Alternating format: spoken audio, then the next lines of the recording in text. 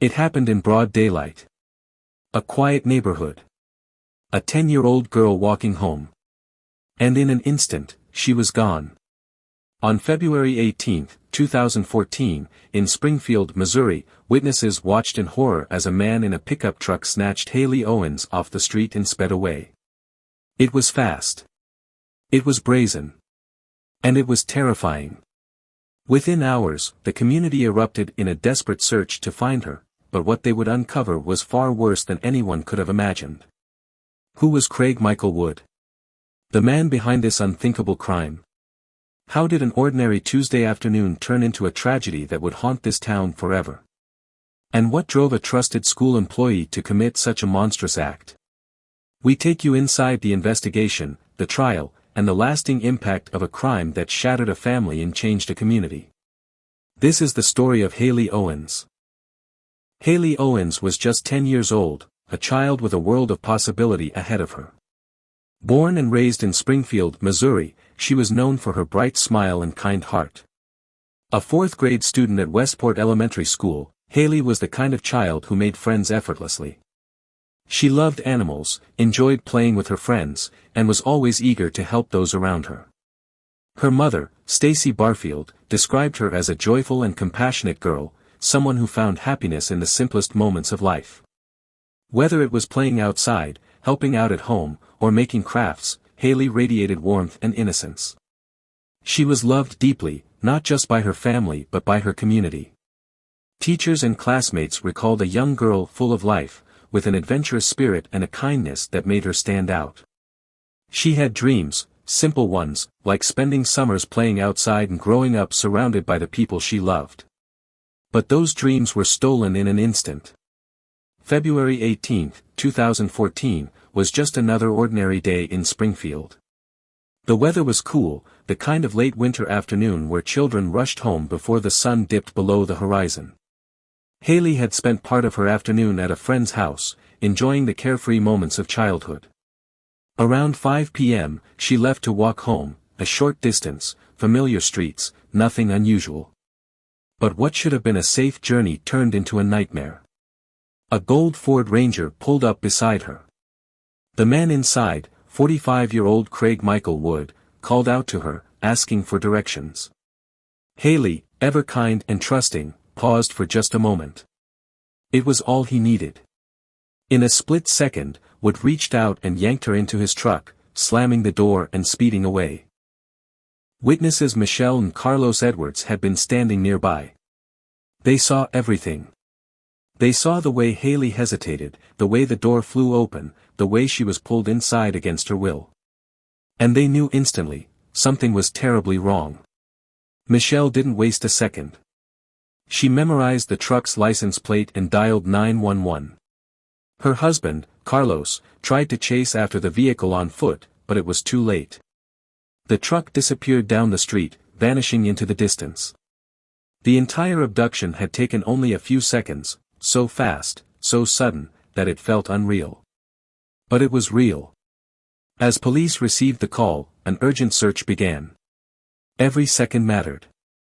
A child had been taken in broad daylight, in the middle of a quiet neighborhood, by a man no one recognized. But who was he? And where had he taken Hailey? Craig Michael Wood was a name that would soon send shockwaves through Springfield. A longtime resident of the area. Craig Michael Wood was born on March 25, 1968, in Springfield, Missouri. Growing up in the close-knit community of Marshfield, he was known among his peers as a popular student and a talented athlete. During his high school years in the 1980s, Wood excelled on the football field and was an active member of several bands, showcasing his musical talents. Friends recall him as a vibrant individual who enjoyed social gatherings and was well-liked by those around him. In December 19, 1992, Wood earned a bachelor's degree in psychology with a minor in criminal justice from Southwest Missouri State University.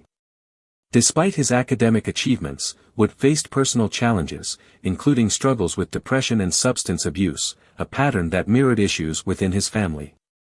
His father, Jim Wood, also battled major depressive disorder, suggesting a familial predisposition to mental health challenges. Professionally, Wood dedicated a significant portion of his life to working with youth. He served as a paraprofessional and athletic coach at Pleasant View Middle School in Springfield for 16 years. In these roles, he supervised in-school suspensions, assisted teachers, and coached the school's football team. Colleagues and students viewed him as a committed educator who had a positive impact on many young lives. Despite his outward appearance of stability, Wood's personal life was marked by turmoil. He struggled with alcohol dependency, reportedly consuming between 8 to 12 beers on weeknights and even more on weekends. This heavy drinking often led him to drive aimlessly for hours, reflecting his inner unrest and feelings of isolation. Wood had minimal prior offenses. These incidents, while noted, did not foreshadow the gravity of his later actions. Friends and family were shocked, and Wood was linked to the abduction and murder of Hailey Owens in 2014. Those who knew him described the crime as entirely out of character, painting a picture of a man who, despite his personal struggles, had been a supportive friend and dedicated educator.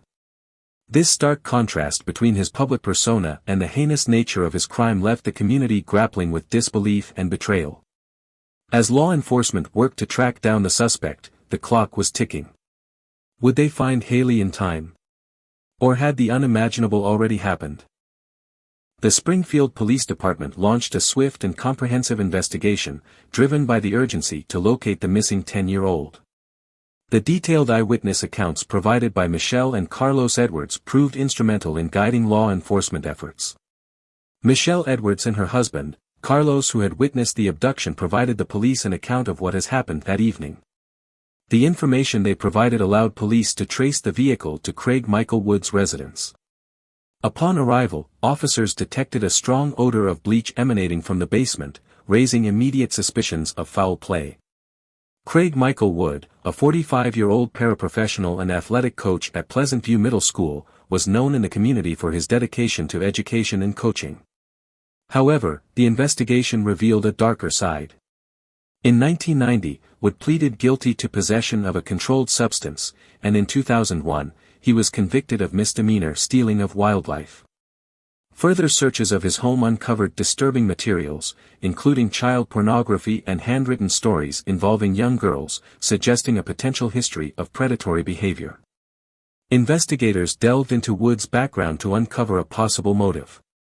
They discovered that, shortly before the abduction, Wood had purchased bleach and other cleaning supplies, indicating premeditation.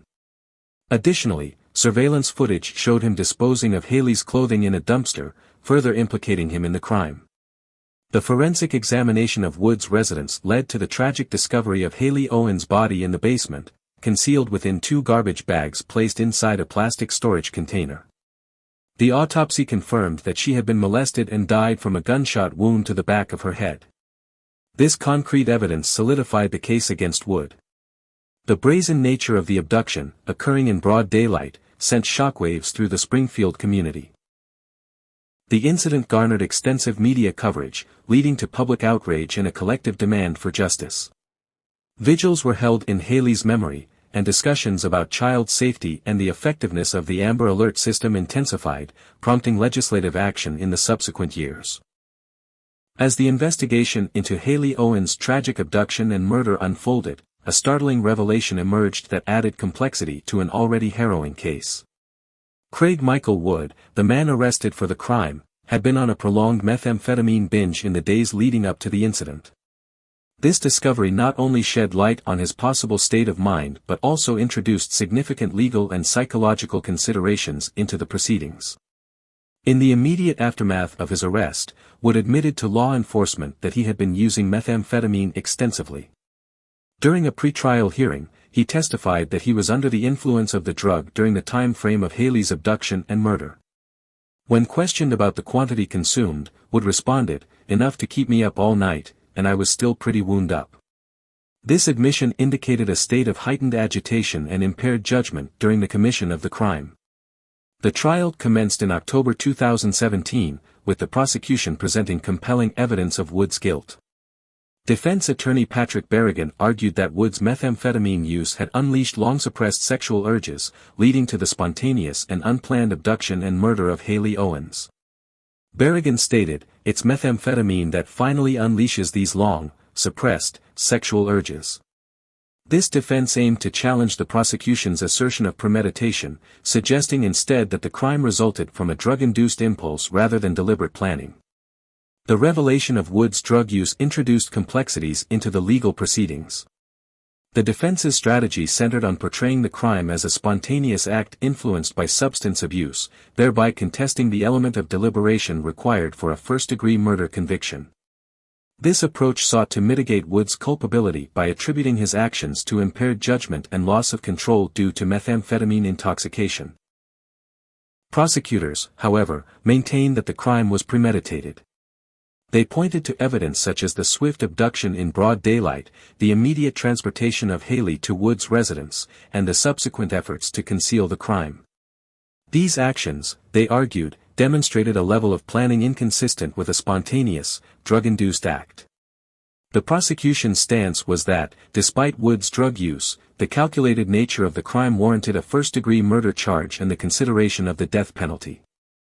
As the case proceeded to trial, the defense conceded that Wood had committed the heinous acts but contended that his actions lacked premeditation due to his impaired state. This admission aimed to avoid the death penalty by seeking a conviction on lesser charges. The defense's argument hinged on the assertion that Wood's methamphetamine use had clouded his judgment, leading to an impulsive crime rather than a pre-planned act. The prosecution, unwavering in their position, presented evidence to establish the deliberate nature of the crime. Witness was called to the stand. Constance Fisher, employed in the FBI's DNA casework unit, said an analysis of the hair collected from Hailey's clothing determined it was not the victim's hair. Fisher said the findings could not exclude Wood as the source of the hair sample. Charity Davis, a forensic nuclear DNA examiner with the FBI, tested a sexual assault evidence collection kit, the passenger side armrest of Wood's vehicle, a bloody towel and a shirt with blood stains which belonged to Wood. Davis said DNA found on the armrest, Wood's shirt and towel were matched to Hailey. Most items from the sexual assault kit were not sent on to DNA testing, Davis said, because no semen was detected on those items. The presence of semen was also tested for, but not found, on the towel. There could be a variety of reasons for why no semen was detected, Davis explained. Those reasons include: there was an assault but no ejaculation, the ejaculation occurred outside of the body, a condom may have been worn or the body may have been washed. The purple folder found at Craig Wood's home that allegedly contained fantasy stories written by Wood about statutory rape in addition to photos of 4 students at Pleasant View Middle School where Wood worked was admitted into evidence by the prosecutors. Prior court documents say police interviewed those girls and they told police Wood did not abuse them. Rodney Jiggetts, a physical scientist and firearms toolmark examiner, to the stand. Jiggetts' job was to determine if bullets and cartridge cases can be matched to a particular firearm through unique identifiers. It was not conclusive, Jiggetts said, if the projectile fragments collected from Hailey's body came specifically from a .22 caliber rifle that was found in Wood's safe. However, he was able to tell that the fragments were of a .22 caliber copper-coated bullet. Jiggetts found that a shell casing, which was entered into evidence, was ejected from the rifle from Wood's safe. The likelihood of another tool or firearm making these markings, on the shell casing, is practically an impossibility, Jiggetts said. During cross-examination, a defense attorney asked if the shell casing could have bounced a considerable distance after it was ejected. Jiggetts responded in affirmation.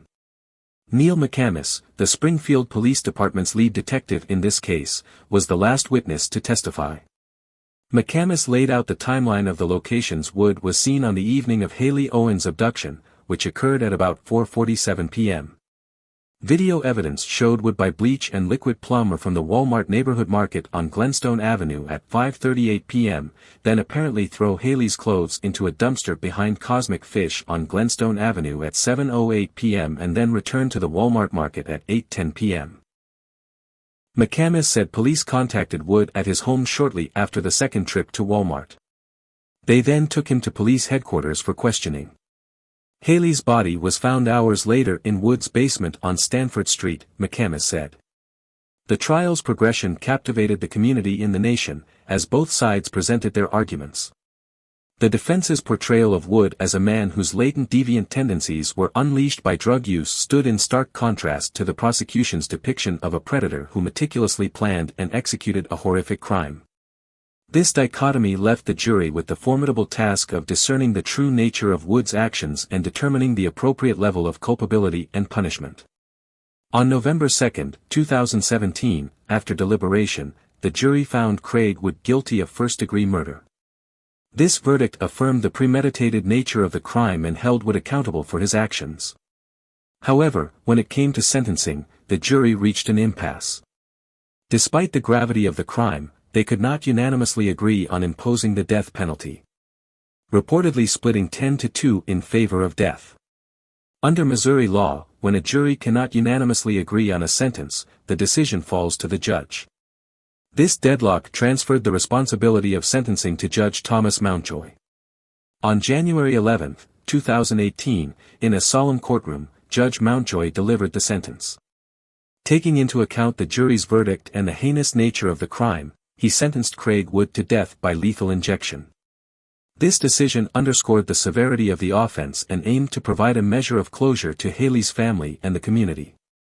The case of Hailey Owens' abduction and murder, compounded by the complexities introduced by Wood's drug use, continues to resonate as a tragic example of the devastating consequences of substance abuse and the challenges it presents within the legal system.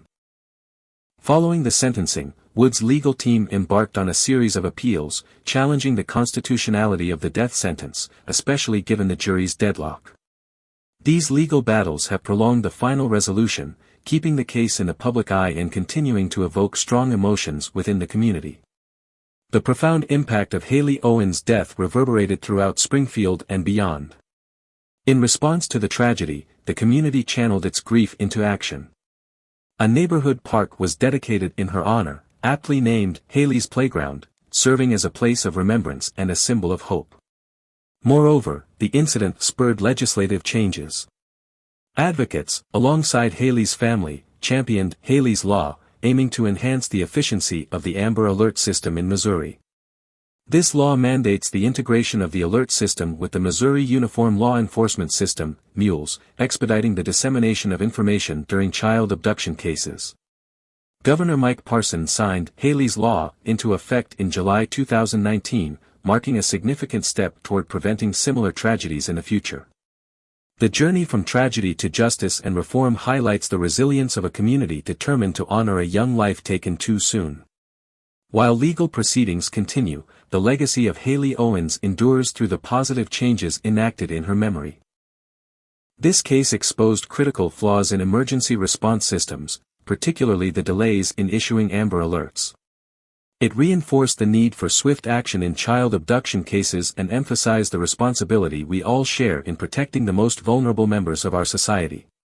But in the wake of this tragedy, the community did not remain silent. They came together, not only to mourn but to ensure that Hailey's life would not be forgotten. Through Hailey's Playground, a place filled with laughter and joy, her memory lives on. Through Hailey's Law, a reform that strengthens the Amber Alert system, her story has helped protect future children from harm. And through the voices of those who continue to fight for justice and child safety, Hailey's legacy continues to inspire change. But the fight isn't over. This case serves as a chilling reminder that predators can lurk in unexpected places and that awareness, vigilance, and advocacy are our strongest weapons in preventing future tragedies. Let Hailey's story be a catalyst for action, a reason to stay informed, to support laws that protect children, and to never turn a blind eye when something feels wrong. As we remember Hailey Owens, let her story serve as a reminder that one child lost is one too many. May we honor her by standing together, ensuring that no other family endures such pain, and making our communities safer for the generations to come. What are your thoughts on this case? How can we, as a society, do better? Share your thoughts below and be part of the conversation. If you're enjoying the chilling stories and deep dives into real-life mysteries, don't forget to like, subscribe, share, and hit that bell icon so you never miss a beat. By subscribing, you'll stay up to date with all our latest content, whether it's unsolved mysteries, high-profile cases, or fascinating investigations. Your support helps us grow and bring even more captivating content to you. Give it a thumbs up. It lets us know we're on the right track and helps the channel reach more viewers who share your love for true crime stories. Also, sharing is caring. Spread the word with your friends and family.